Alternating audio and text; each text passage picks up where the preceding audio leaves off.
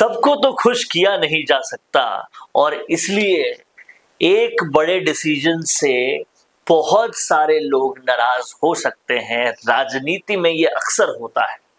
विनोद जाखड़ के NSUI president के पद पे चुनाव होने से बहुत सारे लोग, बहुत सारे समाज कांग्रेस से नाराज चल रहे हैं और जिसमें सबसे ज्यादा नाराज चल रहे हैं मीणा समाज के लोग।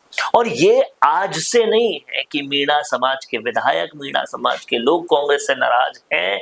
पिछली गहलोत सरकार से ये चला आ रहा है और अब ये बढ़ता जा रहा है। इस पूरे वीडियो में आपको गहनता से एनालाइज करके बताएंगे कि ये क्यों हो रहा है। वीडियो को आखिर तक सुनिएगा, समझिएगा और तब आपको पता चलेगा कि इसमें कहीं ना कहीं एक टीस है, एक दर्द है मीणा समाज का, जो शायद बहुत गहनता से समझने पर समझ आता है। देखिए, मीणा समाज के कई सारे विधायक हैं और उन तमाम सारे विधायकों के होने के बावजूद उनको तवज्जो नहीं मिल रही है।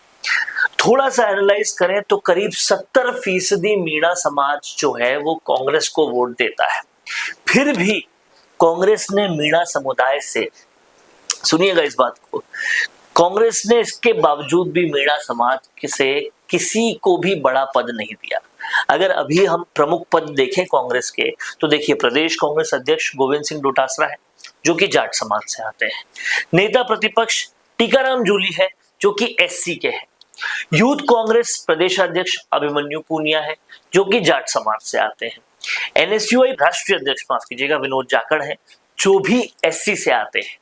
लेकिन इन सब पर और भी जो भी पद है, इसके अलावा भी उन सब पर कोई बड़े पद पर एसटी यानी कि मीणा समाज का कोई भी प्रतिनिधित्व नहीं है। अब अगर हम थोड़ा सा पीछे चल के देखें तो हमें पता चलता है कि गहलोत राज में, जब गहलोत सत्ता में थे, तब भी रमेश मीणा, मुरारी मीणा समेत कई सारे मीणा विधायकों ने यह आरोप लगाया था कि मीणा समाज के विधायकों के साथ भी कांग्रेस भेदभाव कर रही है। तो समझना ये पड़ेगा कि आज मीणा समाज अगर बहुत नाराज है तो क्या ये नाराजगी व्यर्थ है या फिर इस नाराजगी के पीछे बहुत लंबा दर्द छुपा है। गहलोत राज से लेकर आज तक मीणा समाज को कुछ भी खास नहीं मिल पा रहा, जबकि मीणा समाज पार्टी को वोट देने में सबसे आगे रहता है। सवाल ये है कि अगर मीणा समाज कांग्रेस को वोट देता है, अगर मीणा विधायक बड़ी संख्या में है, तो फिर मीणा समाज को बड़ा नेतृत्व क्यों नहीं मिलता। अब हमें ये समझना पड़ेगा कि इस मामले में कांग्रेस बनाम बीजेपी की प्रतियोगिता अगर की जाए या मीणा वोटर अगर ये सोचेगा तो उसे समझ में आएगा कि कम से कम बीजेपी ने खिरोड़ीलाल मीणा को मंत्री तो बनाया, इतनी तो तवज्जो दी। कांग्रेस ने क्या किया? और अगर ऐसा होता है तो नरेश मीणा के समर्थकों में नरेश मीणा के लिए ज्यादा सहानुभूति बनेगी कि कांग्रेस ने केवल नरेश मीणा के साथ ही गलत नहीं किया बल्कि तमाम सारे मीणा विधायकों के साथ गलत किया। ऐसे में कांग्रेस को चाहिए कि एक किसी बड़े पद पर मीणा समाज का कोई व्यक्ति, मीणा समाज का कोई विधायक, मुरारी लाल मीणा से लेकर राकेश मीणा, कई सारे बड़े विधायक हैं कांग्रेस के पास, उनको मौका दे।